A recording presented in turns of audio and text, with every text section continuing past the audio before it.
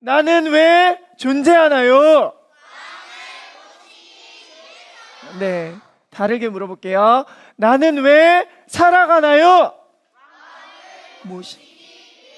네, 맞습니다. 우리는 왕을 모시기 위해서 살아가요.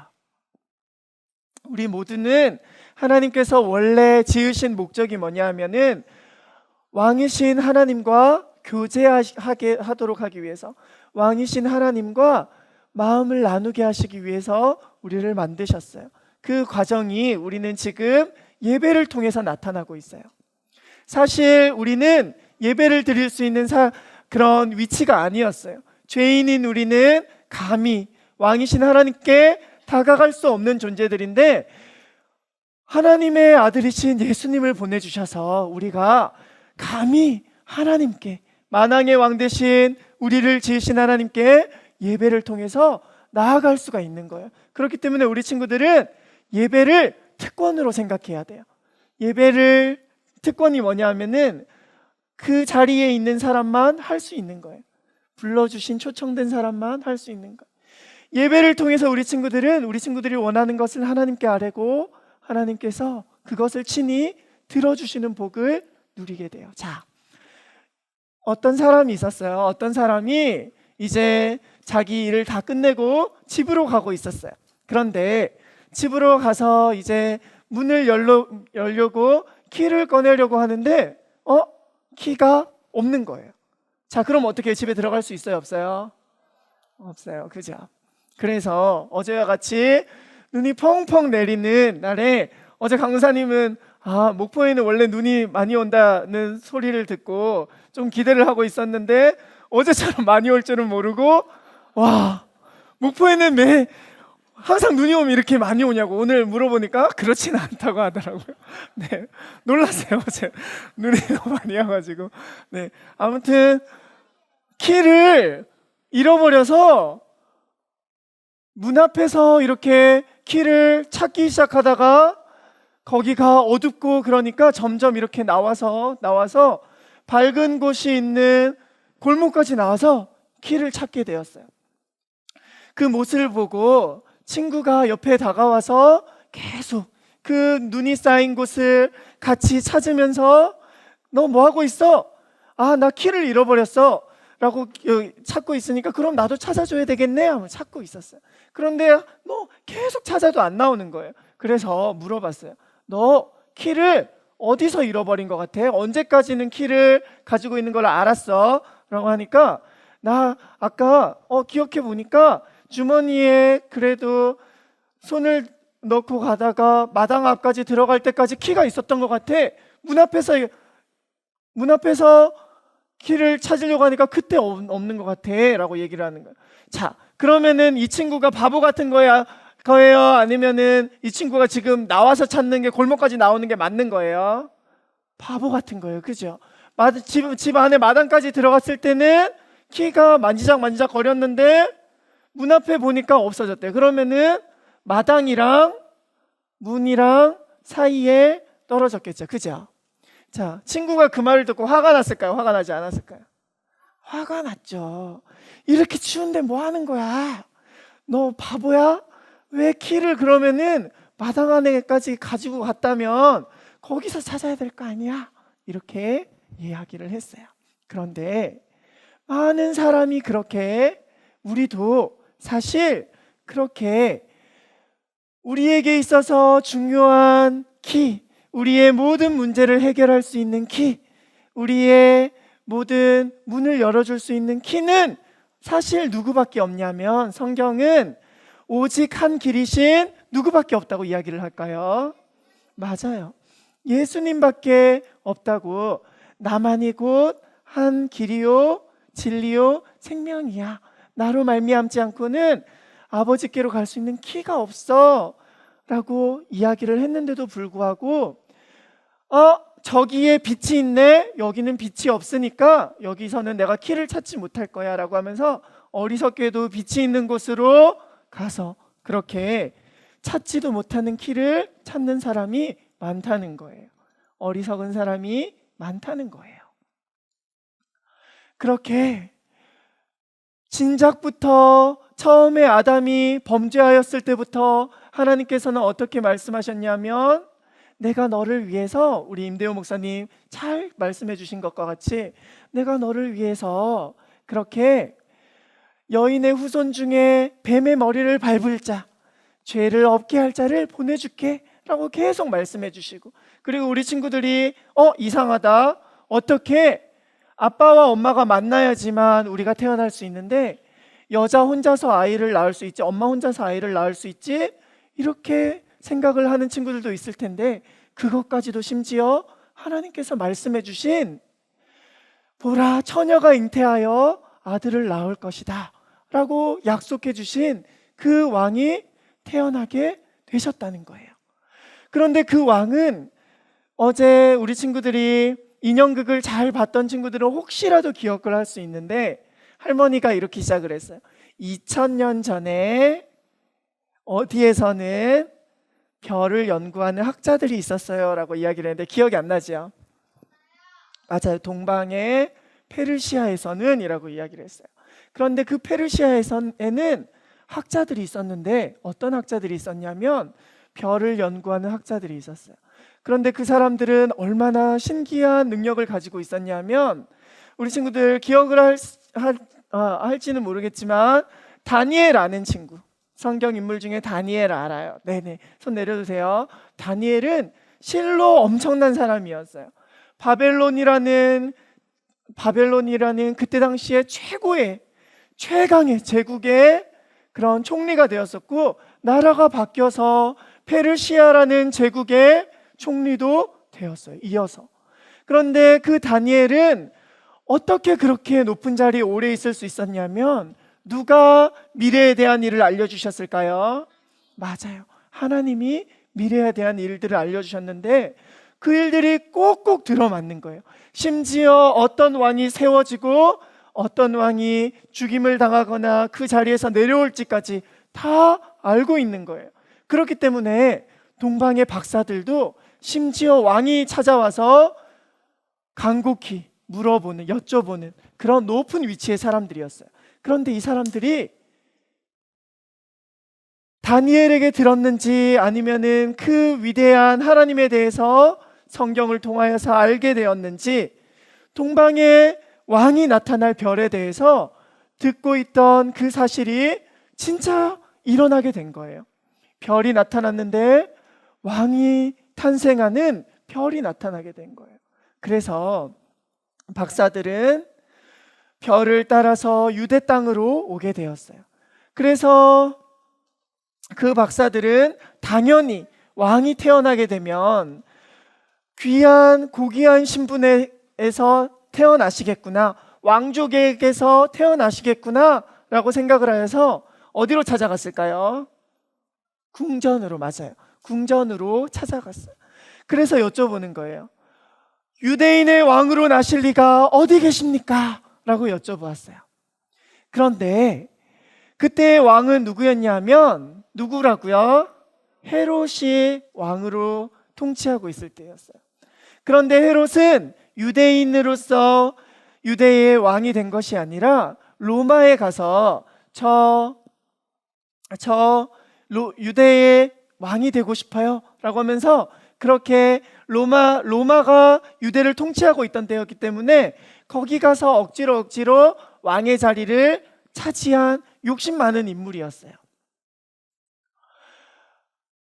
동방의 박사들이 와서, 우리는 동쪽에서 그 왕의 별을 보고 아기 왕께 경배하러 왔습니다 라고 하니까 헤롯은 불안하였어요. 헤롯은 심지어 자기의 왕위를 지키기 위해서 자기의 아내와 자기의 장모님과 자기의 아들들까지, 혹시라도 어떤 소문이나 그런 것이 이상한 낌새라고 자기가 느껴지면 그냥 아내도 죽여버리고 장모님도 죽여버리고 심지어 아들들까지 죽여버리는 왕위에 미친 사람이었어요. 자, 그런 헤롯이 왕이 어디 계십니까? 유대인의 왕으로 나신 이가 어디 계십니까? 라는 말을 들었으니까 어땠을 것 같아요? 네, 화났죠. 그리고 그 아기를 어떻게 하려고 했을 것 같아요? 맞아요. 죽이려고 했었을 거예요. 내가 왕인데, 이 왕권을 내가 어떻게 차지했는데? 라고 하면서 그 왕을 죽여버려야 되겠다는 마음을 가졌어요. 그래서 성경을 잘 아는 학자들에게 물어봤어요. 왕이 어디서 나신다고 하셨느냐? 라고 물어보니까 성경을 잘 아는 율법학자들이 미가라는 선지자는 왕이 베들레헴에서 난다고 하셨습니다. 라고 이야기를 했어요. 그러자 헤롯은 자기의 마음과는 다르게 그 왕이 누군지를 알아서 죽여버리고, 자, 뭐라고 이야기를 했냐면, 가서 아기를 잘 찾아보세요. 그리고 아기를 찾으면 나에게도 알려주세요. 그러면 어떻게 한다고요? 나도 가서 그 아기에게 경배하겠소라고 속이고 죽일 마음을 가지고 있었어요. 그것도 모르고 동방 박사들은 떠나게 된 거예요. 어떻게 아기를 찾아가지라고 할 때 무엇이 비추었나요? 별이 비추고 그 별이 인도하는 곳까지 가니까 그곳이 어디였죠? 베들레헴이었어요. 그리고 이 별을 보고 기뻐한 동방 박사들은 왕을 맞이하고 그 왕에게 선물을 드리게 돼요. 네, 무엇을 드렸는지 아는 친구 있나요? 네, 황금과 유향과 모략을 드렸어요. 황금은 면류관을 상징하는 왕이시라는 거고, 유향은 원래 향을 피워서 신께 예배를 드리는 거기 때문에 신께 예배를 드리는 건데,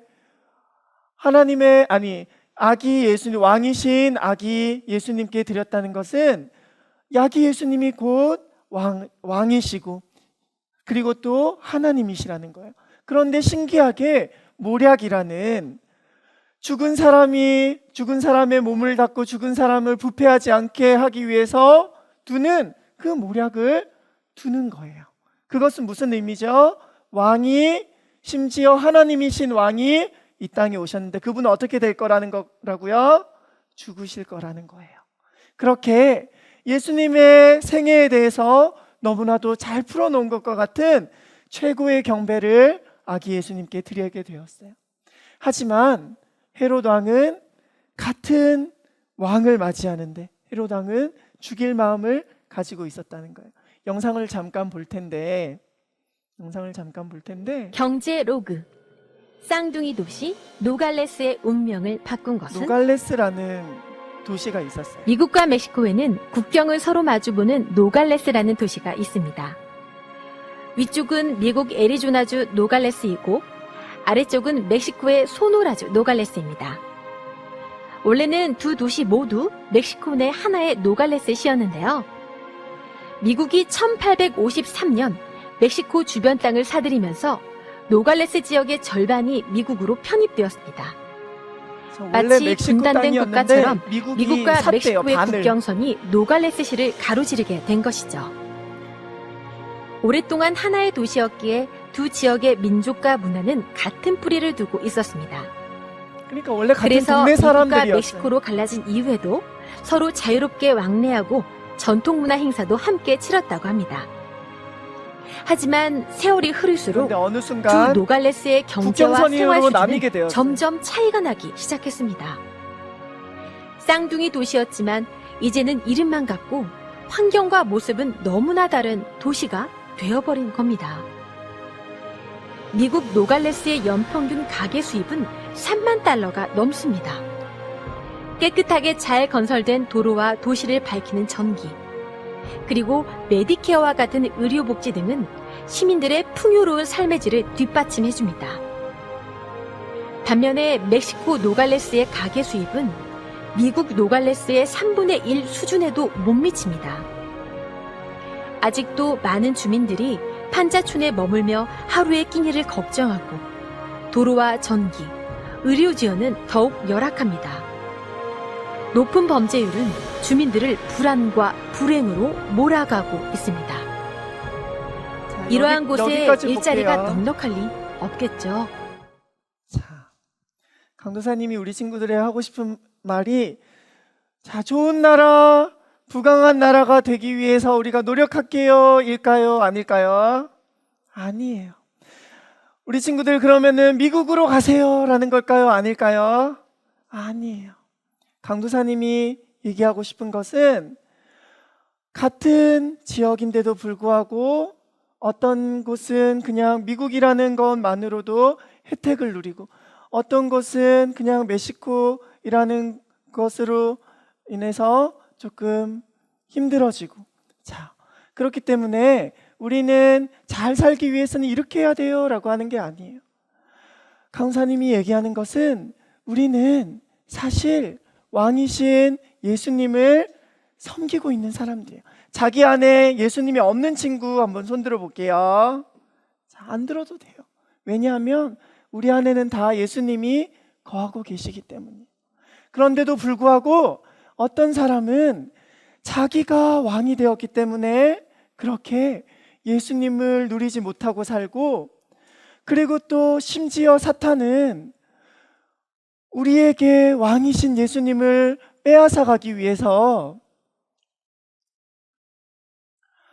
산타와 같이 예수님을 알아야지 그렇게 왕이 오셨다는 사실을 깨닫고 기뻐할 수 있는데, 산타와 같이 우리가 키를 찾는데 키를 발견하지 못하고 그러면은 밖에 밝은 곳에 가면은 키를 찾을 수 있을 거야 라고 하는 것처럼, 밝은 곳에 가면은 사람들이 행복해하고, 그러면은 거기에는 무엇이 있나 보니까 부모님이랑 여행 가고 이러면은 내가 행복해질까나 봐, 아니면은 나에게 돈이 많아지면 내가 행복해질 것 같아, 아니면은 내가 많은 친구를 가지면 나는 행복해질 것 같아 라고 하는, 정말 행복해지는 유일한 열쇠가 되시는 예수님은 빼놓고 빛으로 가서 예수님을 더듬는, 자기의 마음속에서 예수님을 찾지 못하는 그런 어리석은 사람과 같이 마귀는 계속 예수님을 저기에 행복이 있어, 저기에 행복이 있어 라고 하면서 우리 마음을 어둡게 모르게 한다는 거예요. 하지만 우리는 예수님을 왕으로 모시지 않게 하려는 그 모든 우리의 주인을 나누려는 그 모든 시도를 멸하고, 진짜 왕이 되신 메리 크리스마스라는 뜻은 무엇이냐면은, 그리스도라는 뜻은 무슨 뜻이냐면 헬라어로는 그리스도고 히브리어로는 메시아라는 건데, 메시아는 누구냐면, 강사님 따라서 할게요. 구원자. 예수님만이 우리의 구원자가 되세요.